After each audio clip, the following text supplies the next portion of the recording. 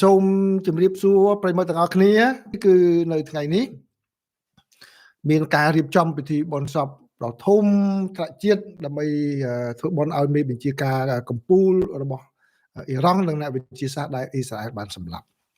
ហើយអ្នកចូលរួមនោះគឺមានមនុស្សរាប់ម៉ឺននាក់បានតម្រង់ជួរតាមផ្លូវក្នុងរដ្ឋធានីនៃរដ្ឋធានីតេហឺរ៉ង់របស់ប្រទេសអ៊ីរ៉ង់ខណៈដែលអ៊ីរ៉ង់រៀបចំពិធីបុណ្យសពសម្រាប់មេបញ្ជាការយោធាអ្នកវិទ្យាសាស្ត្រនុយក្លេអ៊ែរនិងជនស៊ីវិលមួយចំនួនដែលត្រូវបានសម្លាប់នៅក្នុងការវាយប្រហាររបស់អ៊ីស្រាអែលកាលពីដើមខែមិថុនានេះទូរទស្សន៍រដ្ឋបានបង្ហាញវីដេអូនៃមនុស្សដែលមានស្លៀកពាក់សម្លៀកបំពាក់ខ្មៅក្រវីទង់ជាតិអ៊ីរ៉ង់និងមានការរូបភាពនៃអ្នកស្លាប់មួយចំនួននៅក្នុងពិធីដែលបានចាប់ផ្ដើមតាំងពីម៉ោង8ព្រឹកម៉ោងនៅក្នុងប្រទេសអ៊ីរ៉ង់រូបភាពពីកណ្ដាលទីក្រុងតេហឺរ៉ង់បានបង្ហាញមឈូសដែលមានទង់ជាតិអ៊ីរ៉ង់និងមានរូបបញ្ឈររបស់មេបញ្ជាការដែលបានស្លាប់ដោយមានស្លៀកពាក់ឯកសណ្ឋានអ៊ីស្រាអែលបានបើកការវាយប្រហារលើគូសត្រូវរបស់ខ្លួនក្នុងតំបន់ដ៏សំខាន់កាលពីថ្ងៃទី13ខែមិថុនាហើយបានសម្លាប់មន្ត្រីយោធានិងអ្នកវិទ្យាសាស្ត្រជាន់ខ្ពស់ជាច្រើនអ្នកនឹងការទម្លាក់គ្រាប់បែកលើទីតាំងយោធានិងនុយក្លេអ៊ែរនៅទូទាំងប្រទេសអ៊ីរ៉ង់បានឆ្លើយតបនឹងការវាយប្រហារដោយបាញ់មីស៊ីលមកលើអ៊ីស្រាអែលហើយការទម្លាក់គ្រាប់បែករបស់អ៊ីស្រាអែលបានបន្តអស់រយៈពេល12ថ្ងៃដោយមានសម្ព័ន្ធមិត្តសំខាន់របស់សហរដ្ឋអាមេរិកចូលរួមសំខាន់របស់អ៊ីស្រាអែលគឺសហរដ្ឋអាមេរិកចូលរួមដើម្បីធ្វើការវាយប្រហារលើទីតាំងនុយក្លេអ៊ែរចំនួន3កាលពីចុងសប្តាហ៍មុនការសងសឹកចំពោះការវាយប្រហាររបស់អាមេរិកអ៊ីរ៉ង់បានដោយដើម្បីជាការសងសឹកចំពោះការវាយប្រហាររបស់អាមេរិកអ៊ីរ៉ង់បានបាញ់មីស៊ីលទៅដាក់មូលដ្ឋានកងទ័ពអាមេរិកនៅក្នុងប្រទេសកាតាទាំងអ៊ីស្រាអែលនិងអ៊ីរ៉ង់បានអះអាងពីជ័យជំនះនៅក្នុងសង្គ្រាមដែលបានបញ្ចប់ដោយបទឈើបាញ់កាលពីថ្ងៃអង្គារដែលមានដឹកនាំកម្ពុជារបស់អ៊ីរ៉ង់លោកអាយ៉ាតុលាអាលីខាមេនីបានបង្អាប់ការវាយប្រហាររបស់អាមេរិកដោយអះអាងថាលោកត្រាំគឺដែលធ្វើកម្មវិធីបំភ្លើសមិនធម្មតានោះទេនឹងបានចានចោលការអះអាងរបស់សហរដ្ឋអាមេរិកថាកម្មវិធីនុយក្លេអ៊ែររបស់អ៊ីរ៉ង់បានត្រឡប់មកវិញមិនបានទៀតទេគឺត្រូវចំណាយពេលជាច្រើនទសវត្សរ៍ឯណោះមួយឈុះរបស់ប្រធានឆ្មាំជាតិគឺលោកឧត្តមសេនីយ៍ហ៊ូសែនសាឡាមីប្រធានកម្មជ្រួចមីស៊ីលផ្លោងរបស់ឆ្មាំបដិវត្តឧត្តមសេនីយ៍អាមីអាលីហាជីហ្សាដេនិងអ្នកផ្សេងទៀតត្រូវបានបើកលើរថយន្តដឹកតាមផ្លូវនៅតំបន់អាស៊ីនៃរដ្ឋធានីពិធីបុណ្យកាលពីថ្ងៃសប្តាហ៍នេះគឺជាលើកដំបូងដែលមានការរៀបចំឲ្យមេបញ្ជាការកម្ពុជានោះហើយនឹងមនុស្សចំនួន60នាក់ក្នុងនោះមានស្ត្រី4នាក់និងកុមារ4នាក់បាទហើយពិធីបុណ្យសពធ្វើឡើងមួយថ្ងៃបន្ទាប់ពីប្រធានាធិបតីសហរដ្ឋអាមេរិកលោកដូណាល់ត្រាំបានបង្ហោះសារនៅលើវេទិកាបណ្ដាញសង្គម Truth Social របស់លោកដែលបានរិះគន់លោក Khamenei ចំពោះការអាងនៅក្នុងវីដេអូថាអ៊ីរ៉ង់បានឈ្នះសង្គ្រាមលោកត្រាំបានអះអាងថាលោកដឹងកន្លែងណាដែលលោក Khamenei បានលាក់ខ្លួនប៉ុន្តែមិនអនុញ្ញាតឲ្យអ៊ីរ៉ង់ឬកងកម្លាំងរបស់សហរដ្ឋអាមេរិកបញ្ចប់ជីវិតរបស់គាត់ឡើយលោកបានអះអាងថាលោកបានធ្វើការប្រមាណថ្ងៃនេះដើម្បីដកទណ្ឌកម្មប្រឆាំងនឹងអ៊ីរ៉ង់ប៉ុន្តែបានបញ្ឈប់ការងារនោះវិញក្រោយពីការលើកឡើងរបស់លោក Khamenei ដោយវិបកទៅលើលោកត្រាំនៅថ្ងៃសៅរ៍នេះរដ្ឋមន្ត្រីការបរទេសអ៊ីរ៉ង់លោក Abbas Araghchi បាននិយាយនៅលើបណ្ដាញសង្គម X ថាប្រសិនបើប្រធានាធិបតី Trump មានភាពស្មោះត្រង់ក្នុងការចង់បានកិច្ចព្រមព្រៀងមួយគាត់គួរតែបោះបង់ចោលនៅសម្ដីដែលមិនគោរពនិងមិនអាច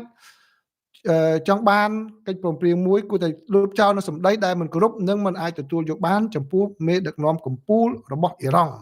បាទប៉ុន្តែនៅថ្ងៃនេះគឺបាតកោរាប់ពាន់នាក់បានប្រមូលផ្ដុំគ្នានៅក្នុងរដ្ឋធានីនៃប្រទេសថៃដើម្បីទាមទារឲ្យនាយករដ្ឋមន្ត្រីថៃអ្នកស្រីផេថងឋានស៊ីណាវ៉ាត់ចុះចេញពីតំណែងចំពេលដែលមានកំហឹងយ៉ាងខ្លាំងកាន់តែកើនឡើងជុំវិញការបែកធ្លាយការសន្ទនាតាមទូរស័ព្ទជាមួយនឹងអតីតនាយករដ្ឋមន្ត្រីកម្ពុជាគឺលោកហ៊ុនសែនហើយក្រុមបាតកោបានដើរតាមផ្លូវនៅថ្ងៃសៅរ៍នេះដោយមានការខឹងសម្បារដោយសារតែការសន្ទនាកាលពីថ្ងៃទី15ខែមិថុនានោះអ្នកស្រីពេថងឋានបានជំរុញឲ្យលោកហ៊ុនសែនដែលជាប្រធានប្រសិទ្ធិនាពេលបច្ចុប្បន្ន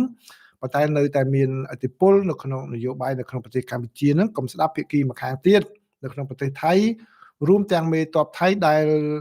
បានអ្នកស្រីបាននិយាយថាធ្វើនឹងធ្វើរឹកដូចលយតែប៉ុណ្្នឹងធ្វើឲ្យឃើញថាលយតែប៉ុណ្្នឹងទេដូច្នេះការធ្វើបាតកម្មនៅថ្ងៃសៅរ៍នេះគឺជាចំណុចសំខាន់ដែលផ្ដោតទៅលើការបែកធ្លាយការនិយាយទូរស័ព្ទហ្នឹងបាទហើយក៏មានការទាមទារមានការស៊ើបអង្កេតដែលឈានទៅដល់ដកអ្នកស្រីភេថងឋានចេញពីអំណាចផងដែរហើយបើតាមសេចក្តីរាយការណ៍នានាគឺបានឲ្យដឹងថាបាតកោដែលចូលរួមនោះគឺមានប្រមាណជា 6,000 នាក់ដែលពួកគេបានកាន់ទង់ជាតិនិងសញ្ញាសម្គាល់ខណៈដែលពួកគេបានកាន់កាប់លើផ្នែកខ្លះនៃផ្លូវនៅក្បែរវិមានឈ្នះជាជំនះរបស់គេនៅកណ្ដាលទីក្រុងបាងកកនៅក្នុងដំណាក់កាលខ្លះគឺវាគ្មិនបានបង្ហាញពីសេចក្តីស្រឡាញ់របស់គេចំពោះប្រទេសថៃបន្ទាប់ពីមានចំនួនព្រំដែនដ៏តានតឹងជាមួយនឹងប្រទេសជិតខាងរបស់ខ្លួនមានអ្នកដែលធ្លាប់ចេញមកតវ៉ាហ្នឹងល្បីច្រើនដែរថ្ងៃហ្នឹងគឺចូលរួមធ្វើបាតកម្មហ្នឹងគឺក្រុមហ្នឹងគេធ្លាប់ល្បីថាក្រុមពួកអាវលឿងណាគឺដែលជាក្រុមមួយដែលមានភក្ដីភាពចំពោះរបបប្រជានិយមគឺពួកហ្នឹងគឺចេញមកដឹកនាំបាតកម្មដែរចឹងបានន័យថាមុខបាតកោនិយាយខ្លីគឺ Washington Post គាត់និយាយក៏ចឹងនិយាយថាបាតកោមុខដដែលដែរណាដោយសារពួកគេជាសត្រូវយូរអង្វែងរបស់ឪពុករបស់លោកស្រីភេថងឋានគឺលោកថាក់ស៊ីនស៊ីណាវ៉ាត់ដែលជាអតីតនាយករដ្ឋមន្ត្រីហើយដែលគេដឹងថាលោកថាក់ស៊ីននោះគឺជាអ្នកដែលមានទំនាក់ទំនងជិតស្និទ្ធជាមួយនឹងលោកហ៊ុនសែនហើយការតវ៉ានេះទៅបានគេតាមដានមើលយ៉ាងចិត្តដល់ចិត្តយ៉ាងចិត្តដិតដល់ដោយសារតែបាតកម្មរបៀបនឹងឯងគឺបានទាញទម្លាក់រដ្ឋាភិបាលស៊ីវិលក្នុងពេលអតីតកាលកន្លងមកដែរហើយដល់ចឹងហើយគេបារម្ភថាកាលណាមានបាតកម្មចឹងអាចនឹងមានការទាញទម្លាក់រដ្ឋាភិបាលដោយយោធាចេញមកធ្វើរដ្ឋប្រហារទៀតអញ្ចឹងឥឡូវដែលគេភ័យនៅក្នុងប្រទេសថៃគឺអាចនឹងយោធាមានអន្តរាគមន៍ចេញមកធ្វើរដ្ឋប្រហារទៀតហើយប៉ុន្តែគេថារដ្ឋប្រហារនៅក្នុងប្រទេសថៃវាមិនមែនជារឿងមួយដែលអស្ចារ្យទេគឺវាជារឿងមួយស៊ាំហើយក៏ប៉ុន្តែអ្វីដែលគេព្រួយបារម្ភគឺថាពេលវេលានេះដោយសារស្ថានភាពសេដ្ឋកិច្ចមិនសូវល្អអញ្ចឹងគឺបាតកម្មមិនមែនជារឿងមួយសំទោសរដ្ឋប្រហារមិនមែនជារឿងមួយដែលល្អនោះទេអញ្ចឹងណាបាទលោកស្រីភេថងឋានវិញតើបាតកម្មរបស់គាត់យ៉ាងម៉េចលោកស្រីភេថងឋានគាត់ក្នុងពេលកន្លងមកគឺគាត់បានរិះគន់ឬក៏ថ្កោលទោសការបែកធ្លាយការសន្ទនាតាមទូរស័ព្ទហើយគាត់បានដោះសារថាសំទោសតើនោះគឺជាសំទោស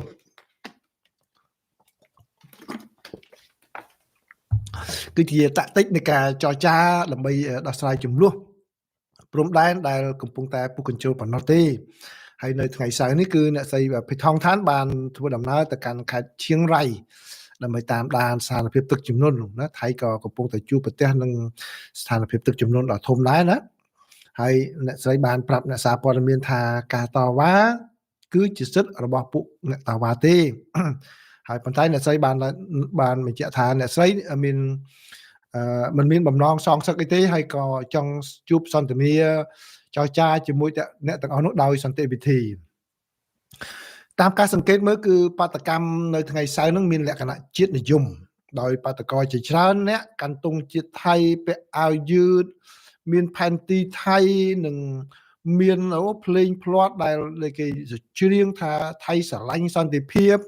ប៉ុន្តែក៏មិនខ្លាចសង្គ្រាមដែរណាគឺថៃគេប្រកាសប្រកោកអញ្ចឹងដោយអ្នករៀបចំហ្នឹងគឺគេរៀបចំគេដាក់ឈ្មោះក្រុមគេថាកម្លាំងរួមអំណាចទឹកដីដើម្បីការពារអធិបតេយ្យភាពថៃនៅក្រុមគេដាក់ឈ្មោះអញ្ចឹងនេះគឺជាបាតកម្មនៅក្នុងប្រទេសថៃដែលបានកាត់ឡើងយ៉ាងច្រើនហើយគឺថានៅក្នុងប្រទេសថៃនេះនៅពេលនេះគឺអ្នកស្រីភេថងឋានក្រៅតែពីប្រឈមជាមួយនឹងបាតកោដែលចេញមកហ្នឹងគឺក៏កំពុងតែប្រឈមនៅខាងមុខសភាផងដែរដែលមានការដាក់ញត្តិឲ្យបោះឆ្នោតដកសេចក្តីទុកចិត្តពីអ្នកស្រីឲ្យរំលាយរដ្ឋាភិបាលរៀបចំការបោះឆ្នោតអញ្ចឹងទៅហើយក៏មានការដាក់ពាក្យបណ្ដឹងទៅតុលាការធម្មនុញ្ញដើម្បីឲ្យពិនិត្យមើលលោកស្រីហើយក៏មានទៅខាងអង្គភាពប្រឆាំងអំពើពុករលួយដែរអញ្ចឹងគឺបានន័យថាអ្នកស្រីកំពុងតែប្រឈមមុខជាមួយនឹងខ្សែត្រៀមមុខព្រួញចំនួន4ដែលបុក ចំអ្នកស្រីឲ្យចុះចេញពីអំណាចថាតើអ្នកស្រីអាចនៅទ្រាំបានប៉ុណ្ណាយើងចាំមើលដោយឡែកគឺនៅកម្ពុជាវិញប្រិមិត្តបានដឹងហើយក៏ប៉ុន្តែនេះគឺជាអត្ថបទរបស់កាសែត Al Jazeera ហើយនិង Washington Post ណាខ្ញុំកំបាយរួមគ្នាទៅអញ្ចឹងដូចដែលខ្ញុំបានជម្រាបកន្លងមកចឹងគឺខ្ញុំយកអត្ថបទពីខាងក្រៅប្រទេសទេតើបើយ៉ាងម៉េចពីព្រោះបើនៅក្នុងប្រទេសកម្ពុជាប្រិមិត្តអាចស្ដាប់ live ទាំងស្រុងពីកម្ពុជានឹងគឺដឹងអស់ហើយប៉ុន្តែឥឡូវតើក្រោយពីយើងមើល live ពី3ម៉ោងហ្នឹងតើនៅខាងក្រៅគេមើលឃើញយ៉ាងម៉េចវិញណានេះជាអត្ថបទរបស់ខាង Al Jazeera ហើយនិង Washington Post ដែលខ្ញុំកំបាញបញ្ចូលគ្នាត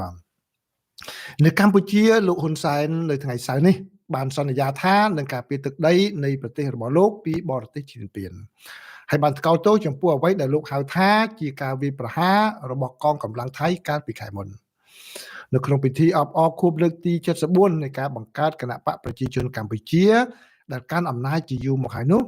លោកហ៊ុនសែនបានអះអាងថាចំណាត់ការរបស់កងទ័ពថៃពេលប្រយុទ្ធនឹងកងទ័ពកម្ពុជាគឺជាទង្វើខុសច្បាប់លោកបានបញ្ជាក់ថាការប៉ះទង្គិចគ្នាគឺកើតឡើងនៅក្នុងទឹកដីរបស់កម្ពុជានោះគឺជាការរំលោភយ៉ាងធ្ងន់ធ្ងរលើអធិបតេយ្យភាពនិងបូរណភាពទឹកដីបើទោះបីជាកម្ពុជាមានឆន្ទៈក្នុងការព្យាយាមដោះស្រាយបញ្ហាព្រំដែនក៏ដោយលោកហ៊ុនសែនបានថ្លែងថាកម្ពុជាជាប្រទេសមួយដ៏កំសត់ហើយបានរងការឈានពាននឹងពីបរទេសសង្គ្រាមផងអំពើប្រល័យពូជសាសន៍ផងត្រូវបានគេឡោមព័ទ្ធឲ្យនៅឯកោផងនិងប្រមាថការទានពីអតីតកាលផងប៉ុន្តែលោកបានបន្ថែមទៀតថាប៉ុន្តែឥឡូវនេះកម្ពុជាបានងើបឡើងដោយភាពស្មើមុខស្មើមាត់ជាមួយនឹងប្រទេសដទៃហើយបាទនេះគឺជាការវិតម្លៃរបស់កាសែតបរទេសដែលដកសងសម្ដីមេដឹកនាំកម្ពុជាដែលបានថ្លែងនៅក្នុងខួបនៃការបង្កើតគណៈបកប្រជាជនកម្ពុជាចឹងខ្ញុំសូមដកសងតែប៉ុណ្្នឹងទេពួយខាងបន្ថែមទៀតគឺមានជាសារបានគេនិយាយ background chat ខ្ញុំសូមមិនលើកយកទាំងអស់ទេ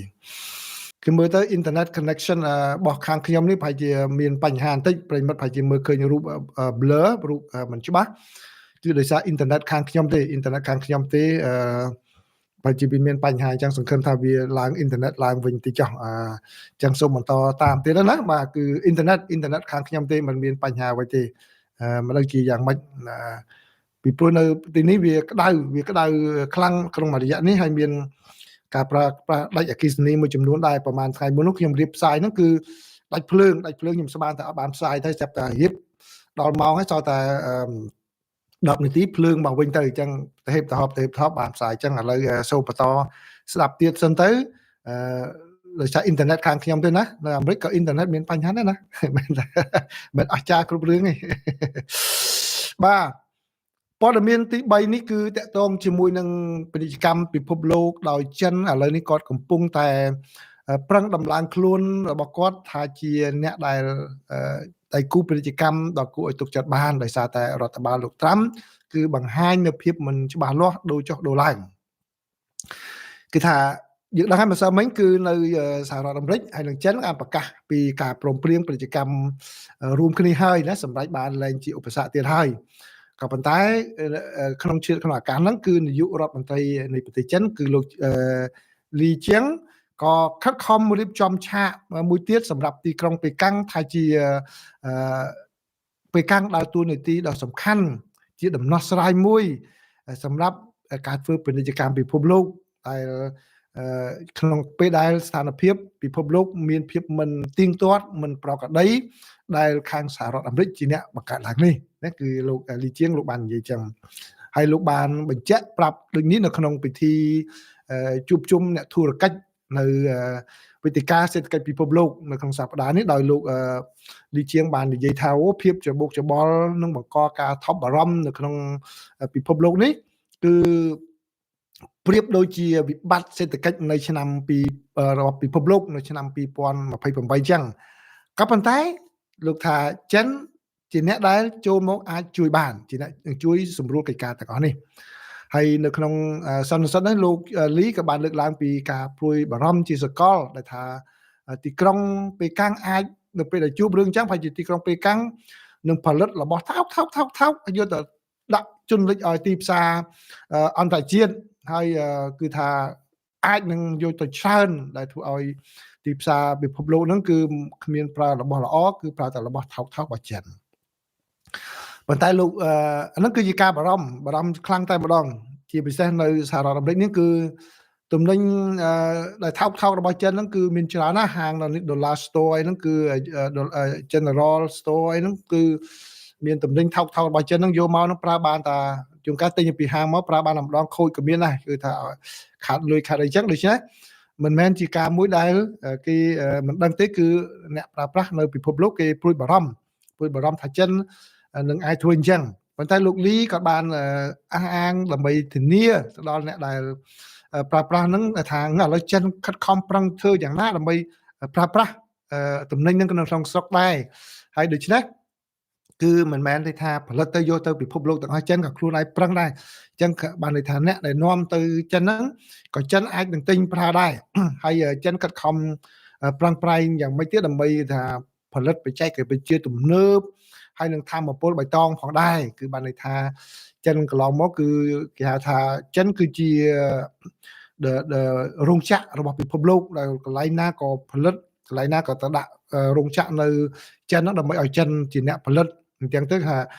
បរិស្ថាននោះវាពុលផ្សែងចិននោះវាផ្សែងចេញពីរោងចក្រនោះវាពុលមើលមេឃទៅពេលណាក៏ក្រេដែរដល់អញ្ចឹងទៅចិនក៏អាងថាឥឡូវហ្នឹងយើងកំពុងតែធ្វើខ្លួនឲ្យជាមានធម្មពលបៃតងដែរគឺបានន័យថាគ្រប់បរិស្ថានដែរដូច្នេះចិនក៏បានប្រឹងប្រែងហ្នឹងគឺបើតាម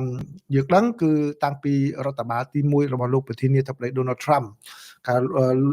ទី1នោះគឺលោក Donald Trump បានកន្លុកពិភពលោកអញ្ចឹងដែរប៉ុន្តែមិនជាធ្ងន់ដូចពេលបច្ចុប្បន្ននេះទេហើយពេលតាំងពីអាណត្តិទី1មកគឺចិនគាត់មើលឃើញអញ្ចឹងគាត់បាន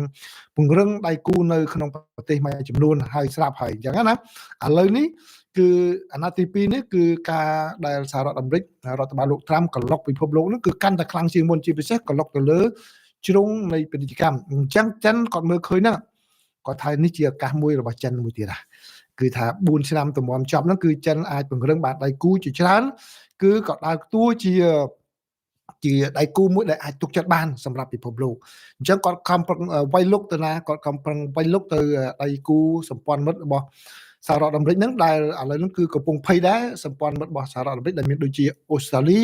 ជប៉ុននិងសហភាពអឺរ៉ុបហ្នឹងក៏បានព្រួយបារម្ភដែរអញ្ចឹងគឺ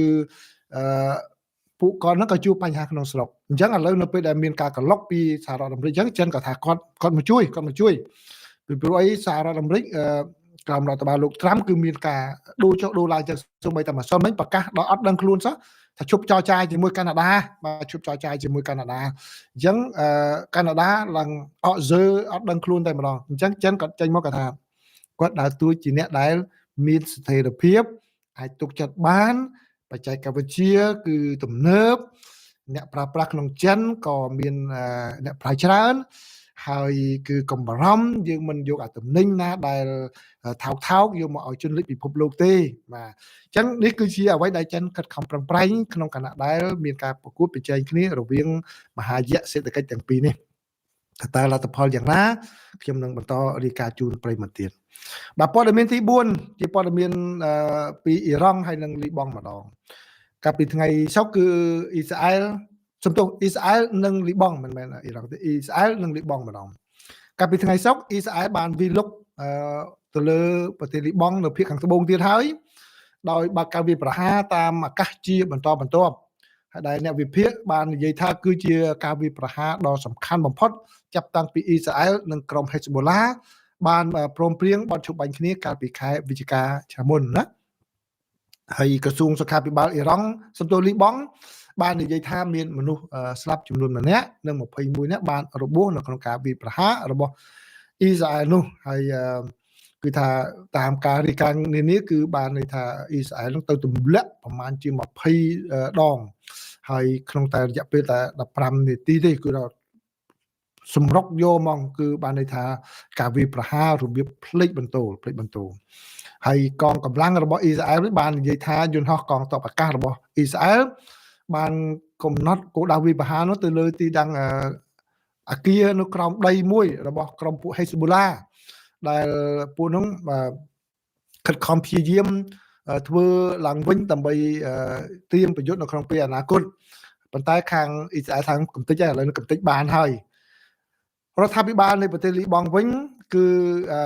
ជាអ្នកដែលថាជាភាគីមួយដែលចូលរួមធានាថាដើម្បីធ្វើម៉េចឲ្យមានបទជបាញ់គ្នានឹងនៅថិតថេរហើយក្នុងចំណោមលក្ខខណ្ឌហ្នឹងគឺធ្វើយ៉ាងណាតាមដានក្រុមហេសប៊ូឡាហ្នឹងអត់ឲ្យសាងសង់អ្វីទៀតទេបាទប៉ុន្តែបែរជាឃើញអញ្ចឹងហើយឥឡូវនេះរដ្ឋាភិបាលលីបង់ក៏បានកោតទោសការវាយប្រហាររបស់អ៊ីស្រាអែលថាជាការមួយចូលមករំលោភអធិបតេយ្យភាពនិងជាការគំរាមកំហែងទៅដល់តំបន់ហើយបានសូមឲ្យអន្តរជាតិនឹងចូលរួមកោតទោសនិងគ្រប់គ្រងផងដែរអញ្ចឹងគឺជាការវិវត្តមួយដែលអ៊ីស្រាអែលបែរគាត់សល់គ្រាប់ពីខាងវាយប្រហារនៅអ៊ីរ៉ង់គាត់យកមកវាយប្រហារនៅទីនេះបាទអញ្ចឹងគឺសូមជម្រាបជូនប៉ុណ្ណឹងបាទហើយអរគុណណាស់ដែលនៅបន្តស្ដាប់ពីព្រោះអីអ៊ីនធឺណិតខ្ញុំវីដេអូអត់ច្បាស់រហូតដល់ចប់នេះអញ្ចឹងហ្នឹងហើយវីដេអូមិនច្បាស់តែសំឡេងច្បាស់ល្អអញ្ចឹងជាការពិតណាបាទអរគុណសំឡេងច្បាស់ល្អវីដេអូអ៊ីនធឺណិតខាងខ្ញុំវាអត់ច្បាស់មិនមែនពិភពលោកអីទេនៅខាងខ្ញុំនោះវាមានបញ្ហាអ៊ីនធឺណិតអីចឹងប៉ុន្តែអរគុណដែលនៅបន្តស្ដាប់ដល់ចប់អញ្ចឹងបាទកុងផាងថាអ៊ីនធឺណិតនៅអាមេរិកក៏យ៉ាប់ដែរមានពេលយ៉ាប់ដែរតែមិនមែនអាមេរិកល្អគ្រប់រឿងណាអ្នកដែលកុហកប្រិមិត្តទេដែលថាអាមេរិកល្អគ្រប់រឿងខ្ញុំចូលចិត្តនិយាយត្រង់មានចំណុចល្អមានចំណុចអាក្រក់ដែលមិនមែនល្អគ្រប់រឿងទេបាទមើលទៅអ៊ីនធឺណិតជាឧទាហរណ៍បាទហើយបាទអញ្ចឹងសូមកុំភ្លេចរងចាំស្ដាប់ភាគទី3ជាភាគបញ្ចប់នៃសន្និសីទសារព័ត៌មានរបស់លោកនាយឧត្តមសេនីយ៍ Dan Khan ដែលរៀបរាប់អំពីការវិលត្រឡប់នៃបេសកកម្មទម្លាក់ទៅលើប្រទេសអ៊ីរ៉ង់ហើយនឹងសារព្រមានរបស់លោកថាតើសហរដ្ឋអាមេរិកនឹងធ្វើកិច្ចការយ៉ាងម៉េចទៀតដែលជាភាគបញ្ចប់ណាបាទហើយមិនភ្លេចទេការសន្យា3កន្លងមកហ្នឹងគឺពីរឿងក្រុមម៉ូសាតភាគ2ហើយនឹងការធ្វើឃាតលោក Zelensky បាទនឹងយកមកជូនប្រិមិត្តហើយណាបាទឥឡូវនេះធ្វើឲ្យរឿងលោកនាយឧត្តមសេនីយ៍សិនពីព្រោះរឿងនោះវាបន្តអញ្ចឹងដោយសារអ៊ីនធឺណិតវាមិនល្អផងអញ្ចឹងសូមបញ្ចប់ត្រឹមប៉ុណ្ណឹងជួបគ្នានៅក្នុងពេលល្ងាចនេះសម្រាប់អ្នកនៅសហរដ្ឋអាមេរិកនិងសម្រាប់អ្នកនៅប្រទេសកម្ពុជាគឺពេលព្រឹកស្អែកក្នុងកម្មវិធីបច្ចុប្បន្នភាពអាមេរិកាំងថ្ងៃនេះថ្ងៃសៅរ៍សូមអរគុណសូមជម្រាបលា